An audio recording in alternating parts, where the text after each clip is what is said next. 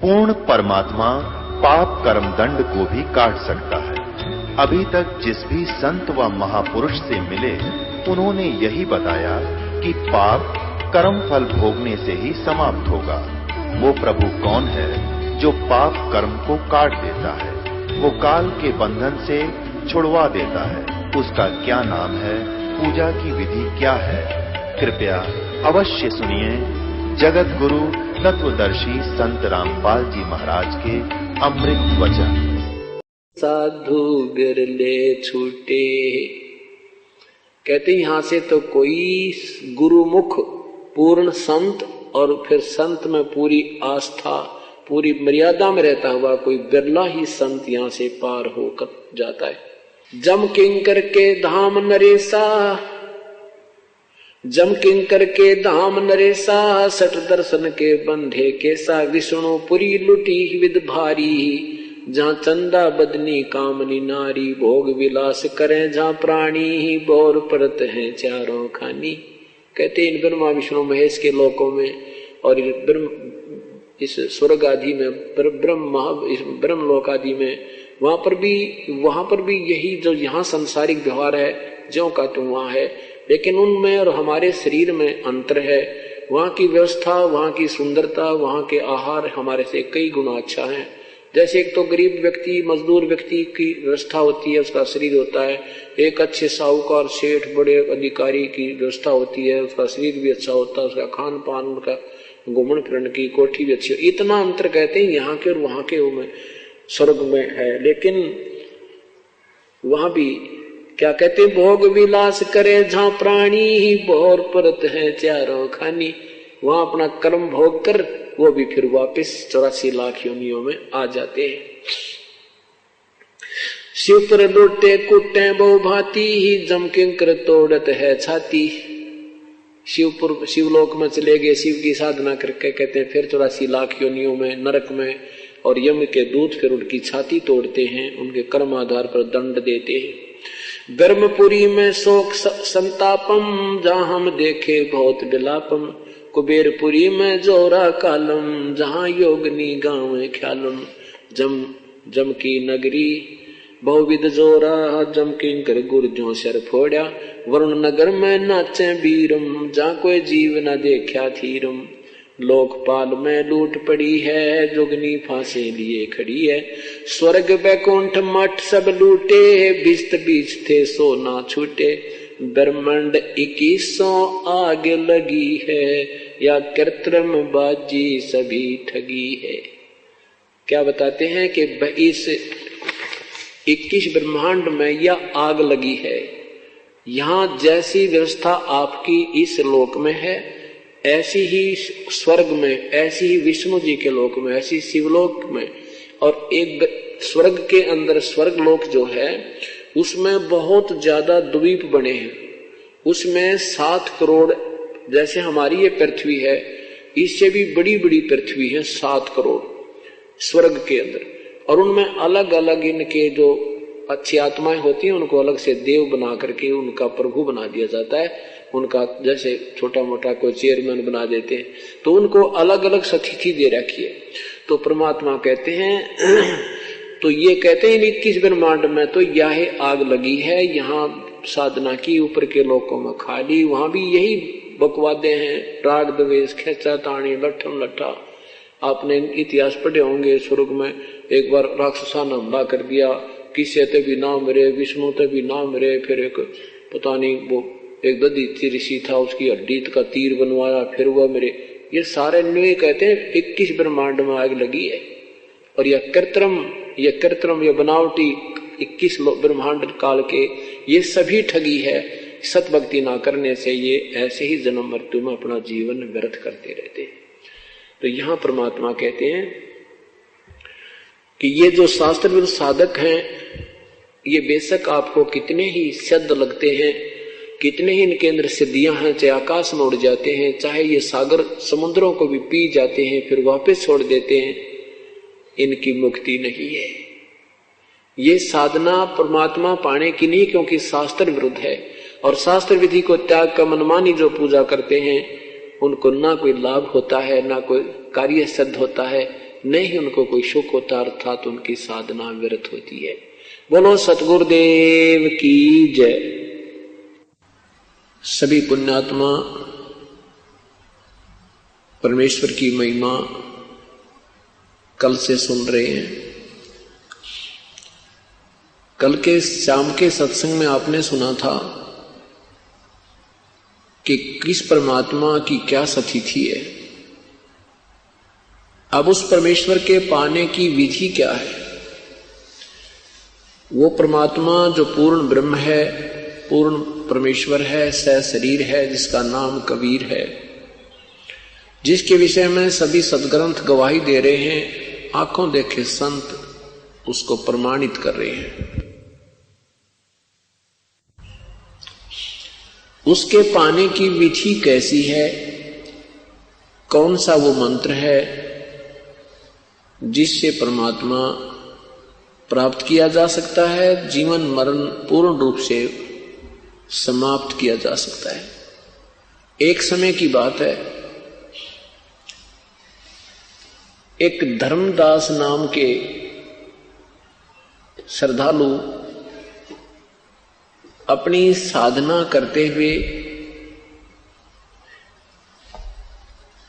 अपने पूज्य गुरुदेव के अनुसार जो मार्गदर्शन उसे प्राप्त था, सर्व क्रियाओं को करते हुए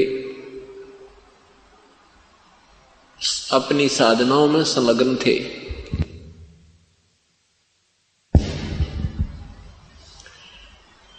पवित्र हिंदू धर्म में जन्म होने के कारण सेठ धर्मदास जी श्री ब्रह्मा जी, श्री विष्णु तथा श्री शिव जी के गुणगान किया करते थे। ब्रह्मा तथा विष्णु तथा शिव जी की पूजा विशेष किया करते थे। हरे राम हरे कृष्ण, ओम नमः शिवाय, ओम नमो भागवते वासुदेवाय, ओम आदि मंत्रों का भी जाप करते थे। हरे राम हरे कृष्ण आदि भी जाप करते थे। विष्णु पुराण का पाठ करते थे। गीता जी का नित्य अध्ययन करते थे, स्वाध्याय करते थे। एकादशी का व्रत करते थे। गुरुदेव के बताए अनुसार 68 तीर्थों पर भी भ्रमण के लिए वो घूम रहे थे।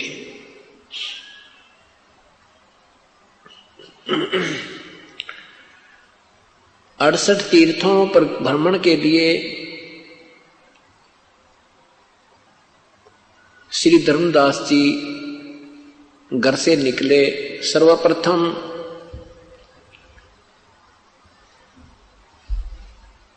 मथुरा में पहुंचे। मथुरा में जिस तालाब में, जिस जोहड़ में भगवान श्री कृष्ण स्नान किया करते थे, वहां जाकर के ये माना जाता है कि यहां स्नान करने से जीव का कल्याण होता है। उसके बाद फिर वृंदावन जाते हैं। वृंदावन के अंदर गोवर्धन की फेरी देते हैं, गिरिराज की फेरी देते हैं।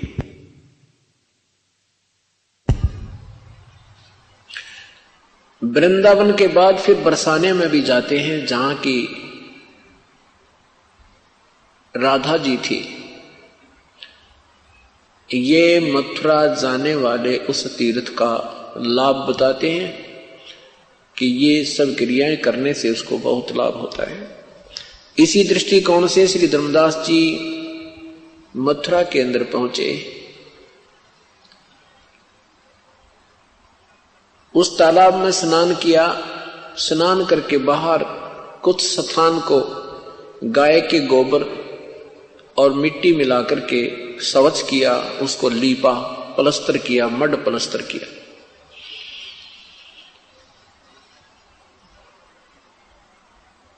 फिर उस स्वच्छ स्थान के ऊपर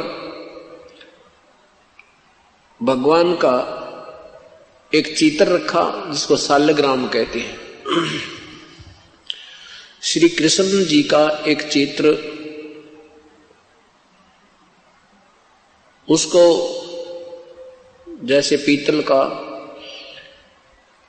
उसको नहाया, पूरे उस तालाब से के जल से स्नान कराया उस चित्र को, तस्वीर को।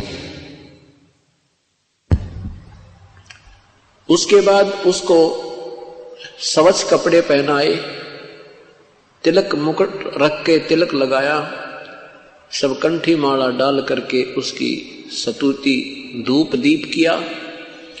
उसके बाद गीता जी का पाठ करने लगे। उसी समय पूर्ण परमात्मा, पूर्ण ब्रह्म, सतपुरुष कबीर देव, कबीर परमेश्वर एक जिंदा महात्मा का रूप बना के वहीं पर उपस्थित हुए। जिंदा महात्मा कौन होते हैं? मुसलमान धर्म के अंदर एक विशेष वेशभूषा होती है, काला एक कोट होता है, काला ओवरकोट जो घुटनों से भी नीचे तक का होता है, उसको चोगा भी बोलते हैं। वो काला एक कोट पहने हुए और सिर पर काला टोप पहने हुए, लंबे से चोटे का, ऐसी वेशभूषा वाले साधक को जिंदा महात्मा बोलते हैं। जिंदा महात्मा की वेशभूषा में परमेश्वर धर्मदास जी जो अपनी साधना कर रहे थे उससे कुछ दूरी पर विराजमान हो गए, बैठ गए। धर्मदास जी ने देखा कि एक साधु आपकी क्रिया को बड़े गौर से देख रहे हैं। ऊंची आवाज में गीता जी का पाठ करने लगे।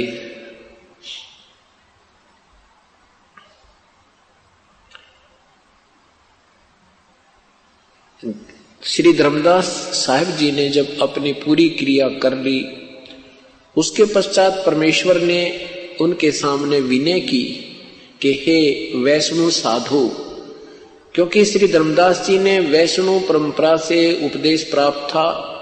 श्री रूपदास जी उनके गुरुदेव थे। वैष्णव परंपरा के संत साधु साधक की क्या पहचान होती है कि गले में एक तुलसी का एक ही मनिया होता है, मोटा सा तुलसी की लकड़ी का एक मनिया होता है, मणका, और उसको गले में सूत के धागे में डालकर लटकाए रखते हैं। उससे पहचान होती है कि ये वैष्णव परंपरा से उपदेश प्राप्त प्राणी है। मस्तिष्क पर तिलक लगाना ये भी वैष्णव परंपरा के साधुओं का ही प्रमाण पहचान होती है। उस पे 3 तिलक लगाते हैं।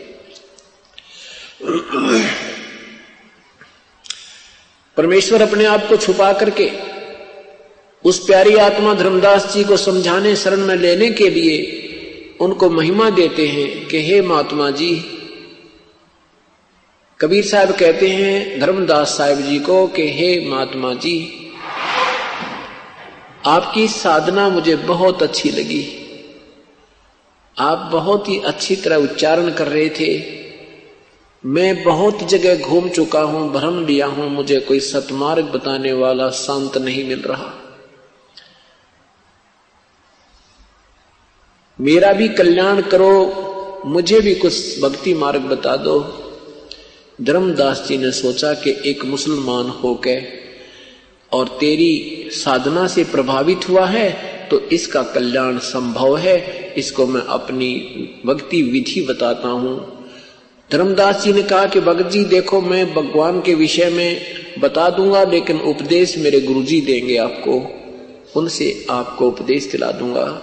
परमेश्वर ने कहा कि ठीक है, पहले मेरे प्रश्नों का कुछ उत्तर दो, मेरी शंका समाधान करो, फिर मैं आपके गुरुदेव के पास चल के उपदेश ग्रहण करूंगा। धर्मदास जी बड़े प्रसन्न हुए। धर्मदास जी ने बताया कि हम वैष्णव परंपरा से उपदेशी हैं, हम छोटी जाति वाले व्यक्ति से के संपर्क में नहीं आते, हम नीच को निकट नहीं बैठने देते, हम कोई जीव हिंसा नहीं करते और राम कृष्ण का जाप जपते हैं, गीता जी का नित्य पाठ करते हैं, श्री राम कृष्ण का जाप जपते हैं एकादशी का व्रत रखते हैं और अब 68 तीर्थ की यात्रा पर निकला हूं, इस प्रकार मैं स्वर्ग प्राप्ति करूंगा।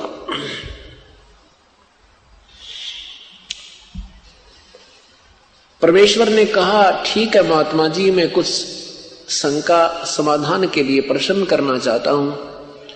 धर्मदास जी ने कहा, शौक से कीजिए, शंका समाधान नहीं होगा तो आप कैसे भक्ति कर पाओगे। परमेश्वर ने कहा, आपने कहा कि मैं स्वर्ग जाऊंगा, इस तरह इस विधि से मैं स्वर्ग प्राप्ति करूंगा। आप स्वर्ग के अंदर कितने दिन रहोगे संत जी? सुना है कि स्वर्ग भी एक समय विनाश में आता है।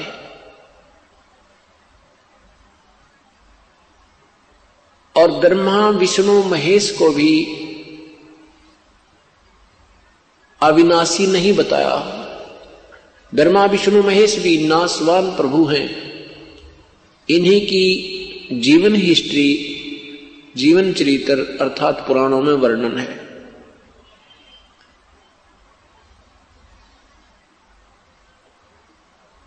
अब धर्मदास जी इस बात को सुनकर बड़ा दुखी होता है कि ये ऊटपटांग बातें करने लगा। फिर भी सोचा कि प्रश्न किया है तो उत्तर दूंगा ही।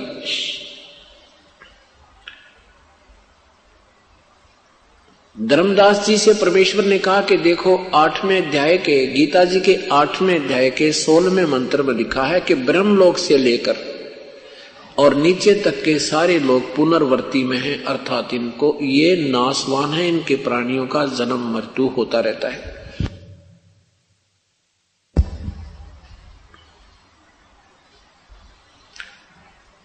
अब धर्मदास जी नित्य पाठ करते थे, परंतु गीता जी को इतनी गहराई से नहीं सोचते थे।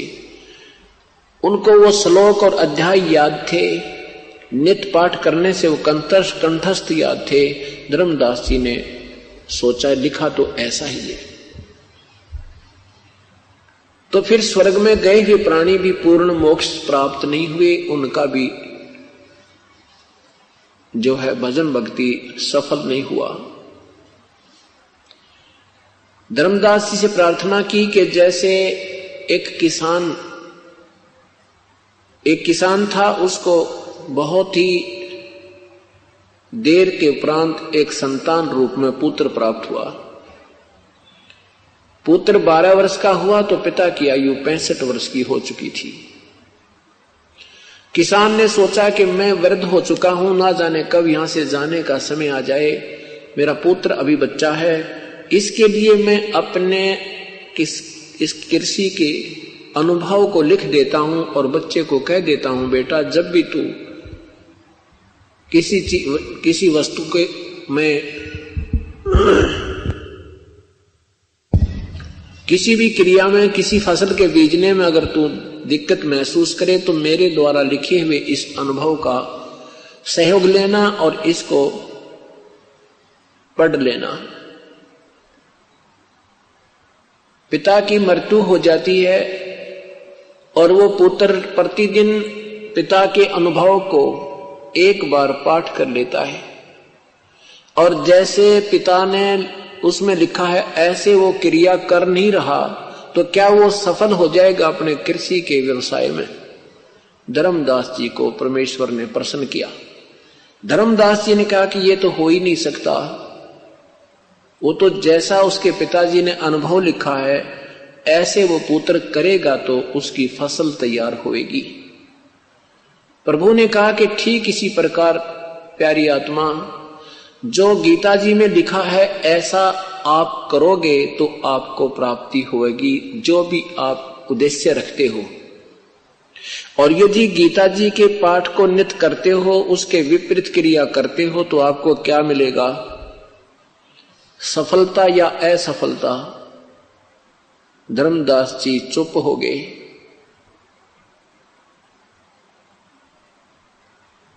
परमेश्वर ने कहा कि गीता जी के 6 अध्याय के 16वें श्लोक में लिखा है कि अर्जुन, ये योग साधना तो न तो अधिक खाने वाले की न बिल्कुल ना खाने वाले की, न ही ज्यादा जागने वाले की, न ही अधिक सोने वाले की, और न ही एकांत स्थान पर बैठकर साधना करने वाले की कभी सफल नहीं होती। बिल्कुल न खाना, व्रत रखना। एकादशी के व्रत न केवल जलपान करते हैं, वो भी शाम के समय थोड़ा सा, नहीं आहार नहीं करते। अब तो क्योंकि अब समय बदलता जा रहा है, अपनी अपनी क्रियाएं बदलती जा रही हैं, लेकिन पूर्ण एकादशी के व्रत को बिल्कुल आहार नहीं किया जाता। तो परमात्मा ने कहा कि जब तुम, गीता जी मना कर रही है कि व्रत मत करो और तुम व्रत कर रहे हो, तो गीता जी की अवहेलना कर रहे हो, शास्त्र विधि त्याग का मनमानी पूजा कर रहे हो। हरे राम हरे कृष्ण सीताराम राधे श्याम राधे राधे श्याम मिला दे, ये क्या गीता जी में कहीं लिखा है? गीता जी में लिखा है 8वें अध्याय के 13वें श्लोक में कि ओम इति एक अक्षरम ब्रह्म व्यवहारण माम अनुसमरण, यह प्रयाति तजन देहम सयाति परमाम गतिम। मेरा तो एक अक्षर का ओम नाम है, मुझ ब्रह्म के सिमरण करने का उच्चारण करके ओम ओम ओम ओम ओम ओम ऐसे, और जो इस तरह साधना अंतिम श्वास तक करता है वो मेरे वाली परम गति को प्राप्त होता है। ये हरे राम राधे कृष्ण सीताराम ओम नमः शिवाय ओम नमो भगवते वासुदेव, ये मंत्र मनमुखी है, मनमानी साधना, मनमाना आचरण है।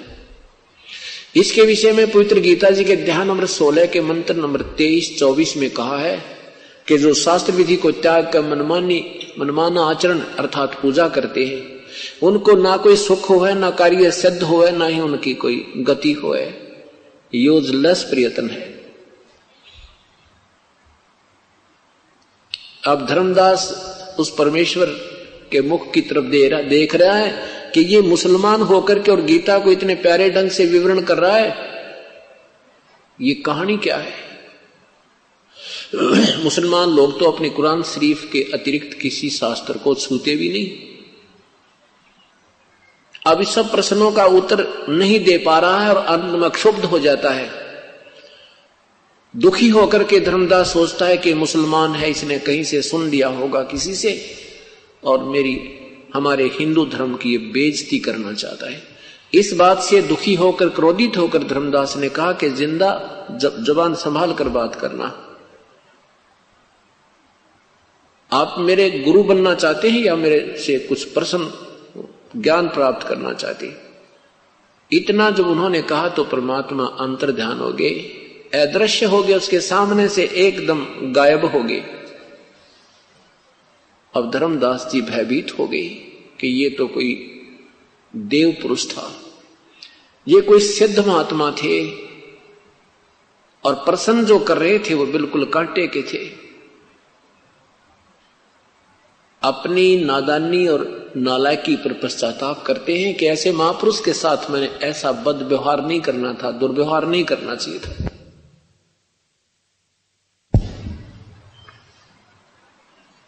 और गीता जी को उठाकर देखते हैं, वो ज्यों का तो मिलता है 8वें अध्याय का 13वां श्लोक,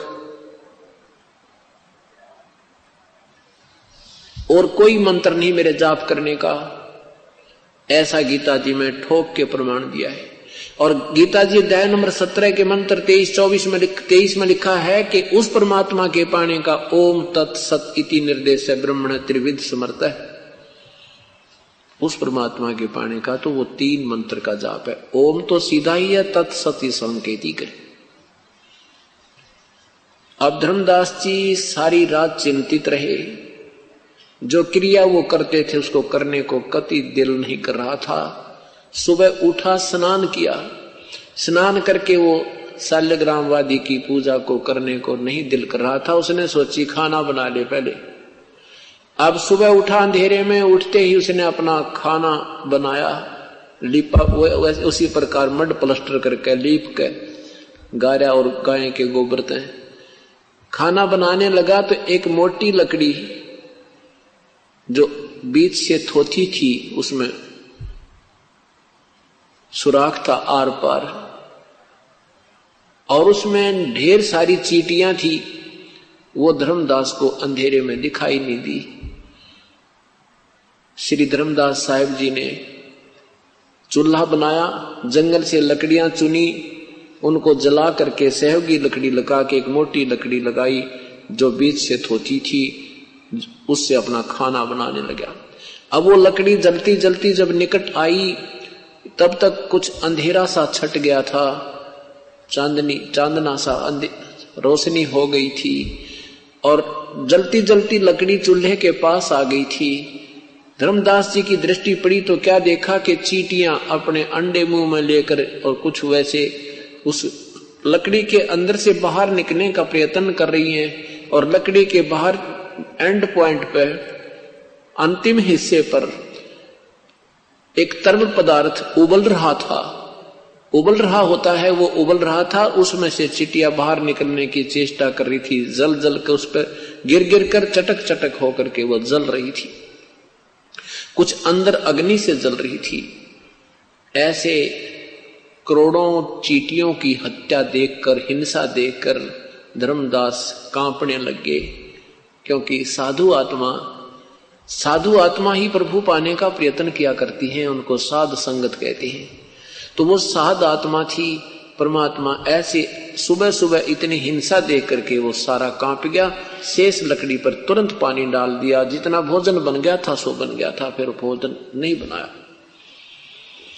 अपने आप में सोचने लगा, देख मैंने आज कितना पाप कर दिया, ए भगवान मैं तो महादोषी आत्मा हो गया, आज इस अपराध को कैसे विनाश किया जाएगा। आप पे निष्कर्ष निकाला कि आज मैं निराहार रहूंगा और इस भोजन को किसी साधु संत को खिला दूंगा, मैं आहार नहीं करूंगा, मैं पाप मुक्त हो जाऊंगा।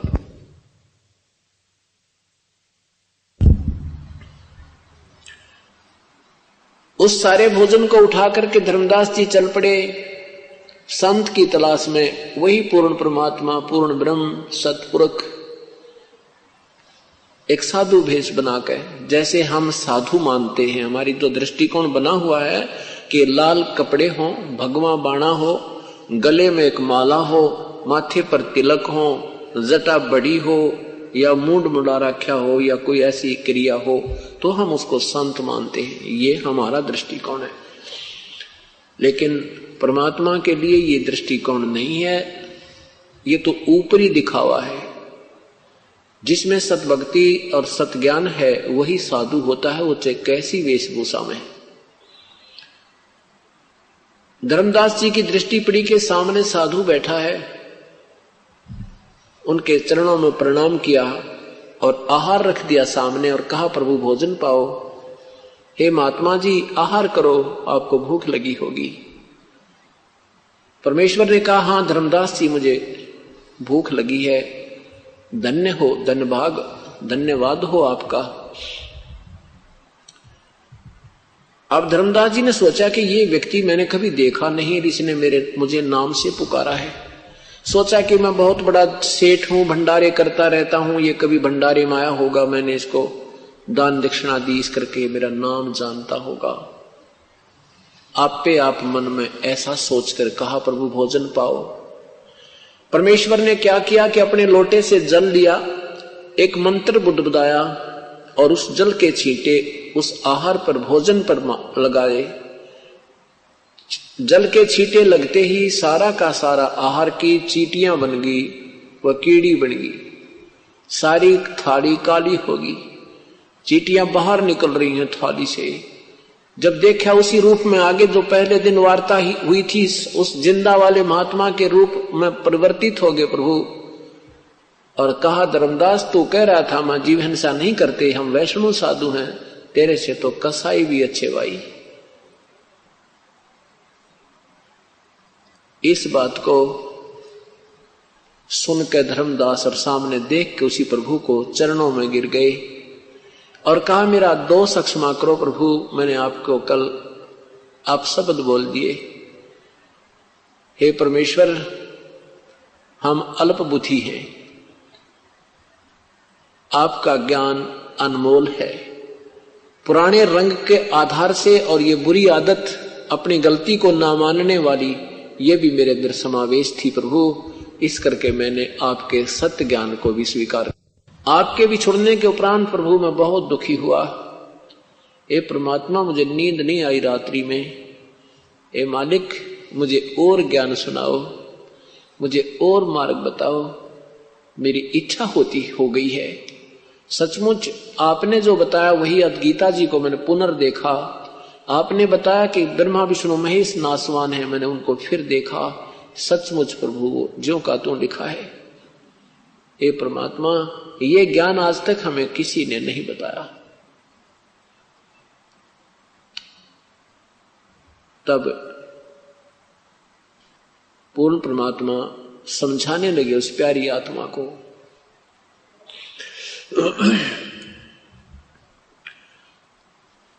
अब सर्वज्ञान समझा करके परमात्मा उन्हें सृष्टि रचना सुनाने लगे। धर्मदास जी को परमात्मा ने कहा कि धर्मदास, मैं तुझे ज्ञान बताने जा रहा हूं और इस ज्ञान को तू प्रेम पूर्वक सुनना। प्रथम बार तुझे ऐसा लगेगा ऊटपटांग, क्योंकि आपने तत्व ज्ञान अभी तक सुना नहीं है। आपने लोक वेद सुना है। जिस भी पवित्र धर्म में जो भी कथाएं चलती हैं, जो भी कोई महिमा किसी संत महापुरुष की गाते हैं, आपने केवल वहीं तक सीमित सुनी है। आपको शास्त्र ज्ञान, तत्व ज्ञान नहीं सुना है।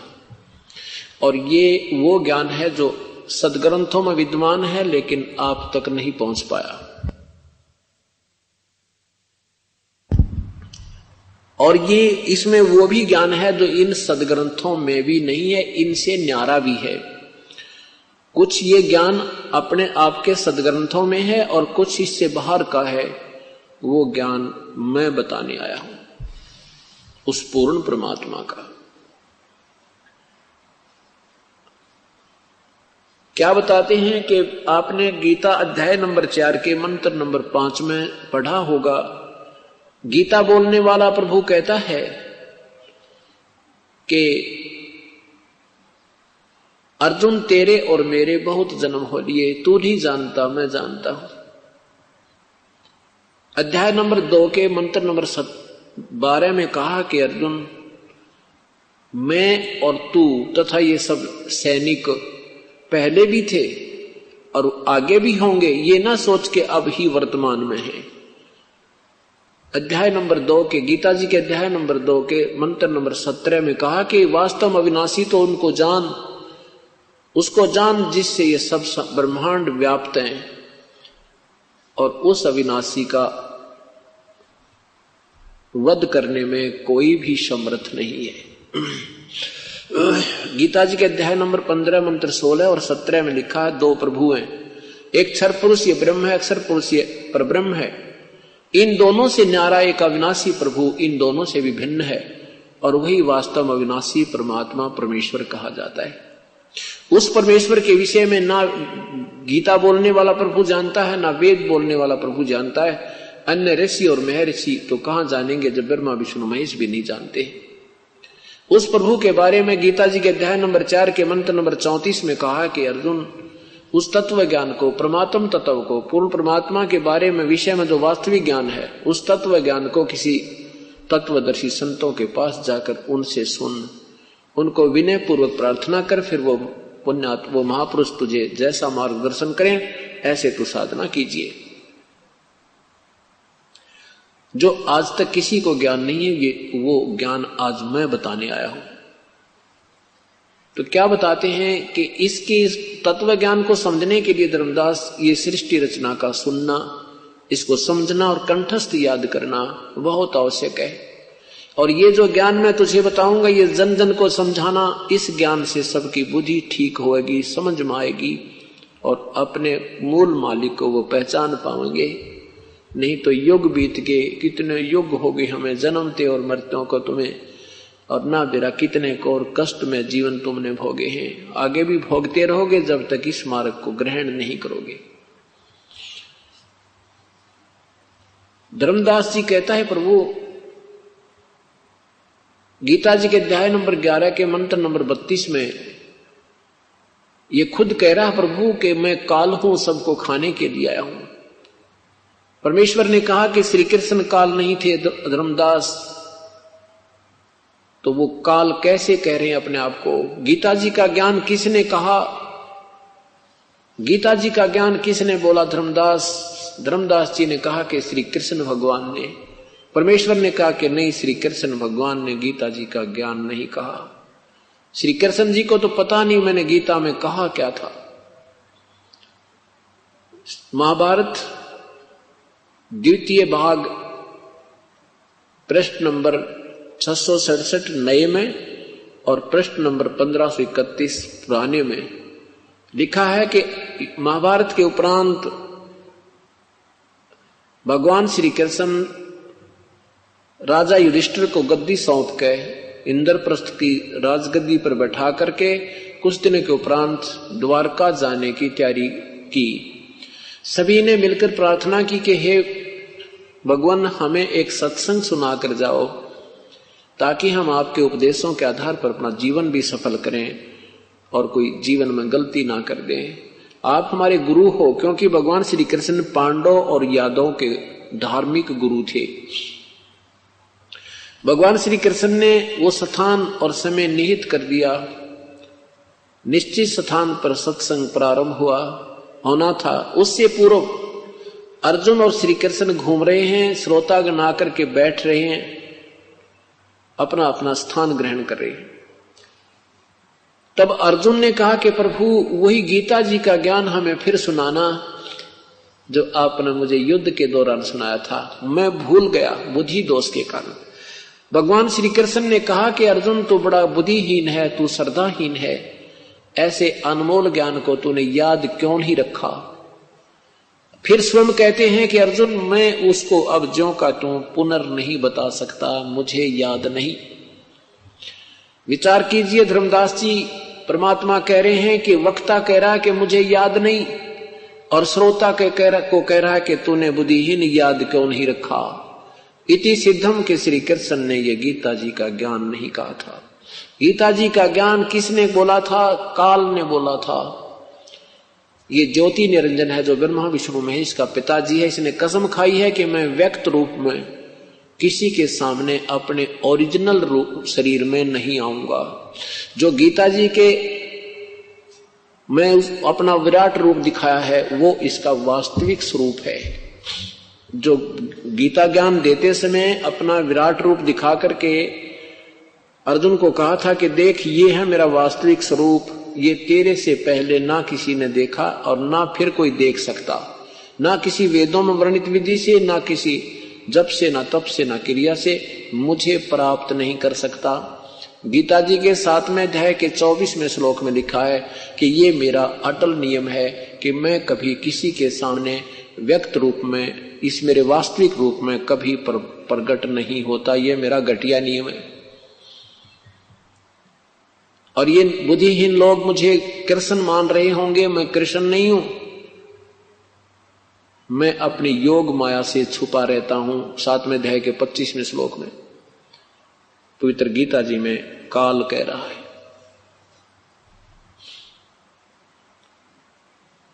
गीता जी के अध्याय नंबर 11 मंत्र 47-48 में कहा कि अर्जुन, ये मेरा वास्तविक स्वरूप है, इसको किसी भी क्रिया से, ना वेदों वर्णित विधि से, ना कोई पहले देख सका ना आगे देख सकता। ये तो मैंने तेरे पे मिहिर करके दिखाया है। वो विराट रूप जो काल ने दिखाया था वो उसका वास्तविक स्वरूप है धर्मदास जी। यदि वो स्वरूप विराट रूप श्री कृष्ण जी ने दिखाया होता तो ये नहीं कहते कि मैं ये पहले किसी ने नहीं देखा, क्योंकि भगवान श्री कृष्ण विराट रूप अपना कौरवों की सभा में दिखा चुके थे। जब कौरव पांडवों का आपस में भाई बंटवारा नहीं हो रहा था, उसके लिए भगवान श्री कृष्ण 3 बार शांति दूत बनकर गए थे। और दुर्योधन इस बात को भी सहमत नहीं हुआ था कि पांडवों को 5 गांव दे दूं, तो भगवान ने उसको कुछ शब्द, करड़े शब्द बोले थे, जिससे दुर्योधन ने भगवान श्री कृष्ण को अरेस्ट करने का आदेश सैनिकों को दे दिया था। उस समय भगवान श्री कृष्ण ने अपना विराट रूप दिखाया था, जिससे कौरव घबरा गए थे, भगवान बाहर आ गए थे।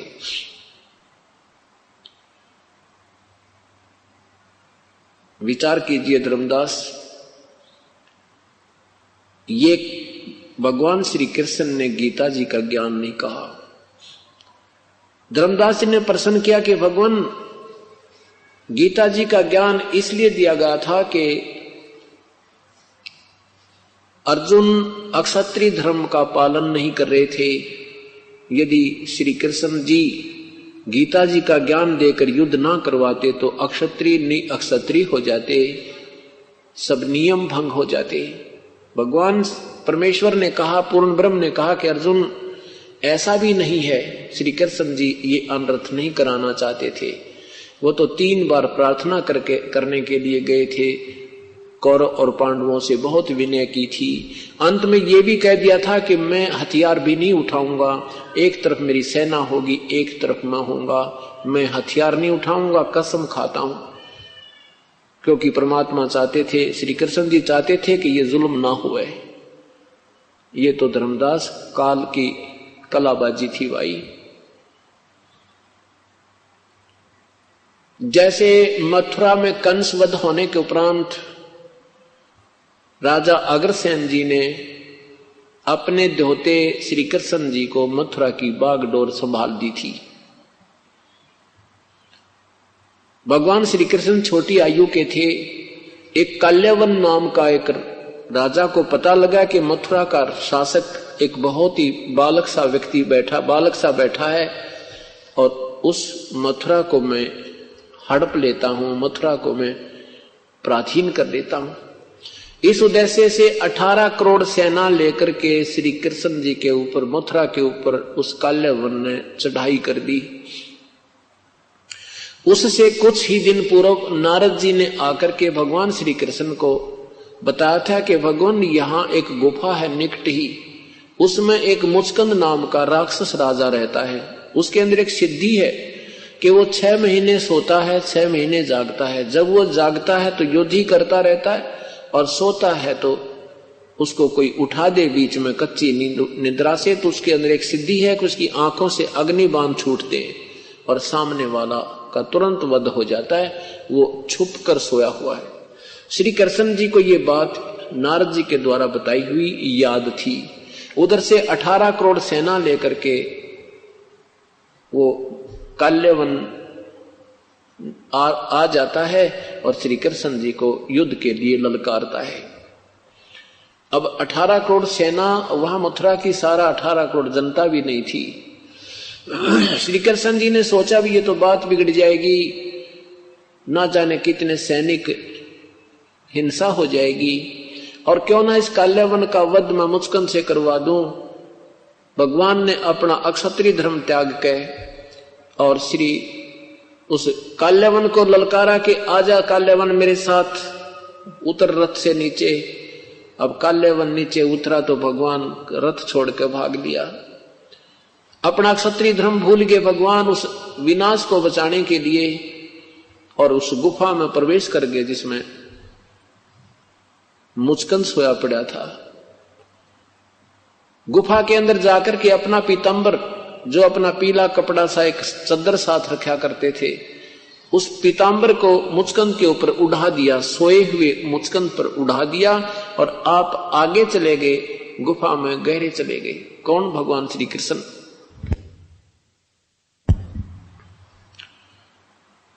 काल्यवन ने देखा कि कृष्ण गुफा में प्रवेश कर गया है, तो मुचकंद और काल्यवन आराम से चल रहा है कि बच्चा अब कहां जाएगा, अब तुझे अच्छी तरह देख लूंगा, अब तो तू फंस गया।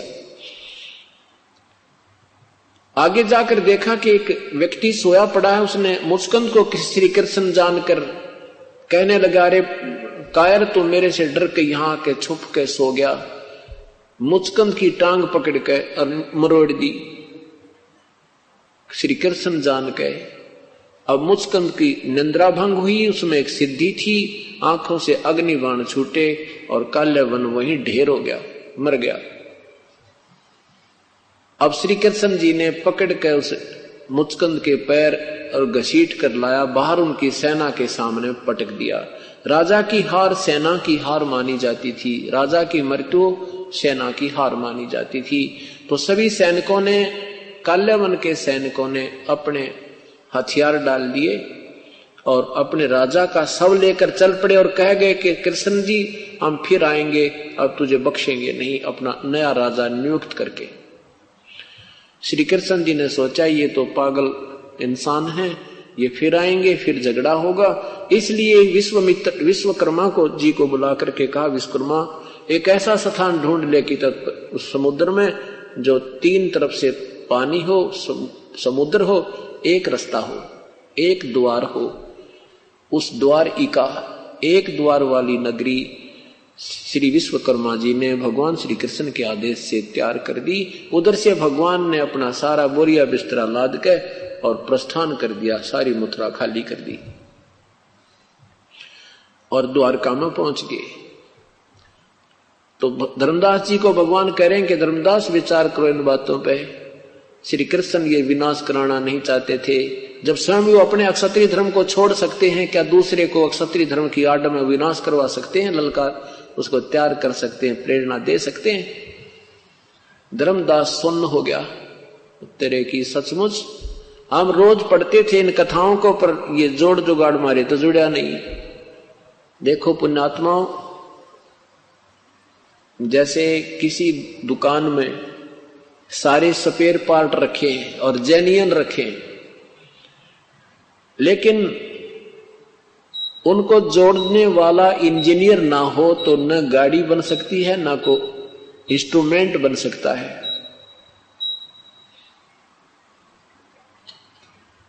अब ये अपने सदग्रंथ की कथाएं वो जेन्युइन स्पेयर पार्ट हैं, वो आज भी ज्यों के त्यों हैं और पहले भी थे। अब इन समापुरुषों ने इनका जोड़ जुगाड़ जोड़ नहीं सके, इसलिए वो तत्व ज्ञान नहीं प्राप्त हुआ। अब ये तत्व ज्ञान इसी को कहते हैं जो निष्कर्ष निकालकर और आपके सामने पेश कर दिया जाए, फिर बुद्धिजीवी समाज शीघ्र समझ जाता है।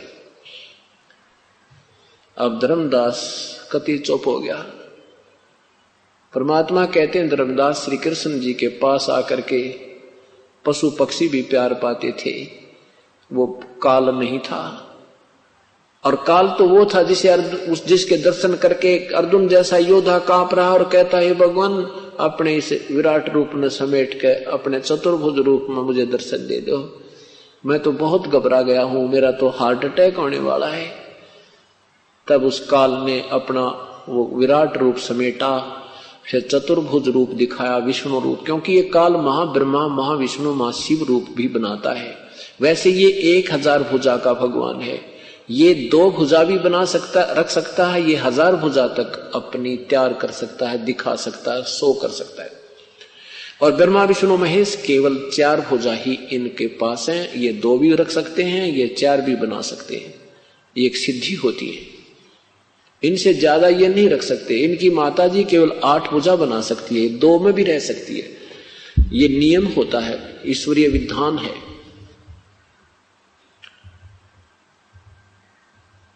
तब धर्मदास ने कहा, परमात्मा ने कहा, धर्मदास कितने जन्म हो गए तुमने मरते और जन्मतों को, क्या प्राप्त हुआ तुझे? आज तू सेठ है, कल ना जाने तो कौन सी योनि में प्राप्त होगा, ना जाने कौन से नरक में तुझे डाला जाएगा, ये काहे का जीवन है? तब धर्मदास बोला, हे भगवान, हे परमात्मा, हम कैसे फंस गए यहां पर, ये क्या कहानी है? इसके लिए परमेश्वर ने कहा कि अब सुन ले ये राम कहानी जो मैं तुझे सुनाना चाहता हूं, जिससे तेरा अंधेरा हटेगा, अज्ञान दूर हो जाएगा और हर शास्त्र तेरी समझ में आएगा। ये सृष्टि रचना सुनो। परमात्मा ने कहा कि मैं उस परमेश्वर के आदेश से यहां आया हूं, उस परमेश्वर का तत्व ज्ञान सुनाने के लिए। यदि परमात्मा ये कह देते कबीर साहब कि मैं ही प्रभु हूं, मैं ही ये रचने वाला हूं, शुरुआत में ही कह देते, तो धर्मदास जी की बुद्धि काम नहीं करती, क्योंकि हमने अभी तक प्रभु को निराकार मान रखा है। हम बेशक भगवान राम के, भगवान श्री कृष्ण के, विष्णु जी की मूर्ति भी रखते हैं, फिर भी हम परमात्मा को निराकार मानकर राजी हैं, फिर भी हम उनको निराकार ही मानते। ये हमारी उल्टी बुद्धि पता नहीं कैसे फिट होगी। इससे सिद्ध है कि हम जिस भगवानों को पूजते थे वो भगवान उनसे सेटिस्फाई नहीं थे, हम संतुष्ट नहीं थे कि वास्तव में यही फाइनल है। नहीं तो हम बिल्कुल नहीं मानते कि निराकार सामने तस्वीर देखते थे प्रभुओं की। तो कहने का भाव ये क्या है कि कहें कुछ और करें कुछ।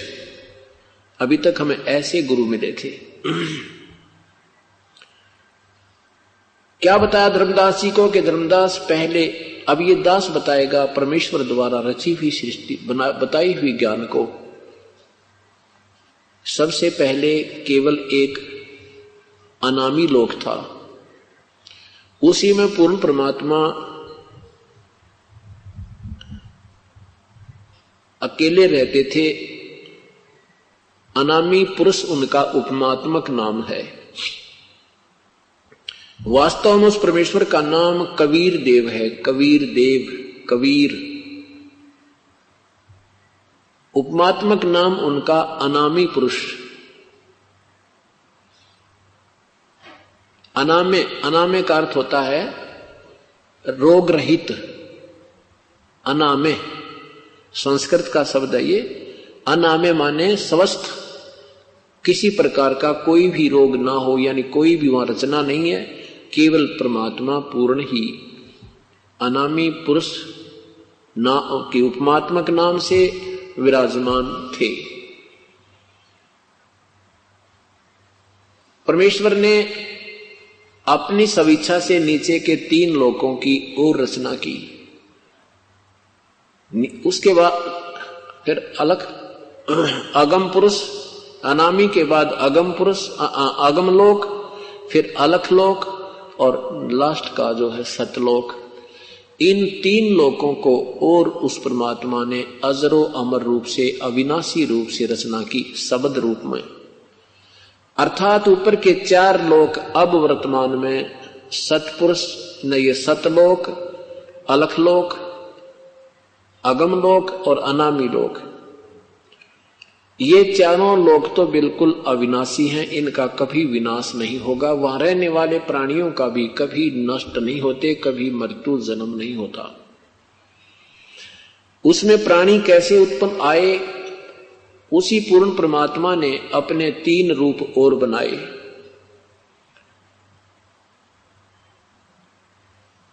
अगम लोक में वो अगम पुरुष कहलाए, अलख लोक में वो अलख पुरुष और सतलोक में वो सतपुरुष कहलाए। सतलोक में परमात्मा ने रचना प्रारंभ की, जीव सृष्टि रची, यानी आत्मा, वहां से उसने हंस सृष्टि रची। सबसे पहले एक शब्द से 16 द्वीपों की रचना की उसी सतलोक में।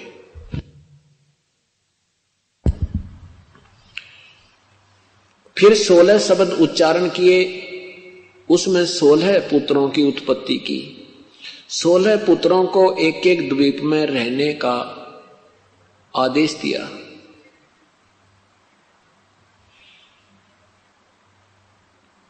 सोलह पुत्र अपने अपने द्वीप में रहने लगे। उनमें से एक पुत्र का नाम अचिंत है। अचिंत से परमात्मा ने कहा कि अचिंत, आप मेरी शब्द शक्ति प्राप्त करो और रचना में सहयोग दो। अचिंत ने अपनी शब्द शक्ति से अक्षर पुरुष परब्रह्म की उत्पत्ति की और उससे कहा कि तू मेरी रचना में सहयोग दे। अक्षर पुरुष वो परब्रह्म एक मान सरोवर है सतलोक में, अमृत का सरोवर है, बहुत लंबा चौड़ा, बहुत गहरा। उसमें जाकर के, बहुत गहरा जाकर के परब्रह्म उसमें सो गया, निंद्रा आ गई। स्नान करने गया था, मस्त हो गया, उसमें निंद्रा आ गई, सो गया। काफी समय तक बाहर नहीं आया। तब सतपुरुष ने, पूर्ण परमात्मा ने उसी जल को उठा करके, उसी सरोवर से जल लेकर के अपनी शब्द शक्ति से एक अंडा बनाया और अपनी शब्द शक्ति से उसमें एक आत्मा प्रवेश की। एक बहुत बड़ा अंडा, उस अंडे को जल में छोड़ा, उस सरोवर में छोड़ा। गड़गड़ गड़गड़ करता हुआ वो अंडा जब नीचे जाने लगा, उसकी गड़गड़ाहट से अक्षर पुरुष की निंद्रा भंग हुई। अब कोई कच्ची नींद उठता है, अधूरी नींद जागता है, तो उसमें कुछ कोप होता है। उस दृष्टिकोण से, उस कोप से उसने अंडे को देखा। अक्षर पुरुष ने, अंडा दो भाग हो गया, अंडा फूट गया। उसमें से ये ज्योति निरंजन ब्रह्म निकला। परमेश्वर ने आकाशवाणी की कि आओ तुम दोनों बाहर आ जाओ। अक्षर पुरुष तो निंद्रा में था, तुझे जगाने के लिए ये सब क्रिया करनी पड़ी। तुम बाहर आकर के दोनों जाकर के अचिंत के लोक में रहो, उस द्वीप में रहो। और उसके बाद परमात्मा ने अचिंत से वो शक्ति वापस ले ली कि अब तू रचना नहीं रचेगा, क्योंकि परमात्मा ये दिखाना चाहते थे कि तुम रचना नहीं रच सकते, कहीं बाद में फिर तुम्हारे मन में खोट आ जाए। ये दिखा देना चाहते थे कि तुम समर्थ नहीं हो। उसके बाद ये तीनों के तीनों एक द्वीप में रहने लगे। उसके उपरांत परमात्मा ने, पूर्ण ब्रह्म ने, सतपुरुष ने, कबीर देव ने हम सभी आत्माओं को अपने शब्द शक्ति से, अपने वचन शक्ति से, अपने ही शरीर से हम सबकी उत्पत्ति करती, अनगिन असंख्य आत्माओं की। वहां हमारा मनुष्य जैसा शरीर और 16 सूर्य जितना तेज नूर, इतना हमारे शरीर में इतनी रोशनी, इतनी सुंदर रोशनी जिसमें गर्मी ना हो, वो कितना सुंदर लगता है। क्योंकि ये हमारी आंखें हैं, ये चरम दृष्टि है, ये ज्यादा लाइट सहन नहीं कर सकती, लेकिन वहां जो हमारी आंखें हैं वो दिव्य दृष्टि है। वो जितना ज्यादा रोशनी होगी उतना ही ज्यादा अच्छा लगता है। तो वहां हमारा 16 सूर्य जितना प्रकाश एक आत्मा के शरीर का होता है।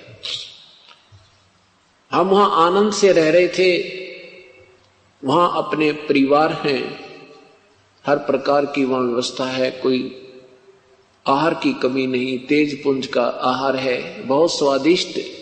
वहां के सब फल हैं, दूध हैं, सरोवर भरे हैं दूध, और वहां के अमृत सरोवर हैं, अमृत आहार है, तेज पुंज के वृक्ष हैं, तेज पुंज के ही उसमें फल लगे हैं, तेज पुंज से वहां प्रकाश है, लोक भी प्रकाशित है, वहां के जीव भी, आत्मा भी प्रकाशित है, प्रभु भी सब प्रकाशित है, सब साकार है, बहुत सुंदर व्यवस्था है।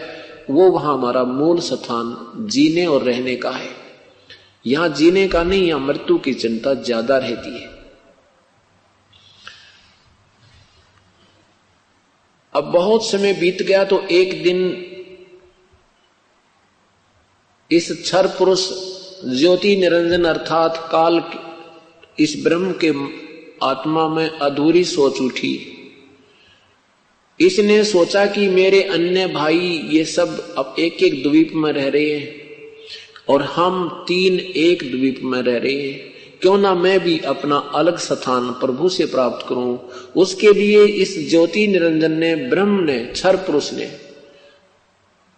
एक पैर पे खड़ा होकर के और करबद्ध होकर तप करना प्रारंभ किया। 70 युग तक इसने एक पैर पे खड़ा होकर के तप किया। और हम सभी आत्मा काल के जाल में कैसे फंसी, धर्मदास परमात्मा बताया कि जब ये तप कर रहा था तो ये हम सभी आत्माएं, ये दास बता रहा परमेश्वर की तरफ से, तो जब ये काल वहां तप कर रहा था तो हम सभी आत्माएं जो काल के जाल में फंसी हैं, ये उसके आसपास के द्वीपों में रह रही थी। हम सभी ने उसको इतना देखा, इतना आकर्षित हो गए हम उसके ऊपर, हम हृदय से चाहने लगे, देख कमाल कर दिया, एक पैर पे खड़ा है, कितने दिन हो गए। और यही समस्या आज, यही प्रक्रिया हमारे मन में, आत्मा में आज भी समाई हुई है। जैसे कोई गांव का गोरे या शहर के बाहर कोई पता लग जाए कि एक साधु 10 दिन से खड़ा है, बैठा भी नहीं है, देखने वालों की लाइन लग जा। कुदरती बात है, तपस्या वो कर रहा है, चक्कर हम काट रहे हैं। ये डले डोन की आदत हमारी पुरानी है। अब जैसे हीरो और हीरोइन है, वो अपनी रोजी रोटी के लिए झटकम पटकम करते हैं, कलाबाजी करते हैं, बनावटी बातें बनाते हैं, और ये नौजवान बालक उन्हें देख देख कर लट्टू हो जाते हैं, उनके ऊपर मुग्ध हो जाते हैं और लेना एक न देना दो। ये हमारे अंदर वहीं से बीमारी घर की थी। अब कोई यहां पर आ जाए बरवाला में या हिसार में कोई अभिनेता या अभिनेत्री और इन बच्चों का देखे वहां लाइन लग जाएगी, ओह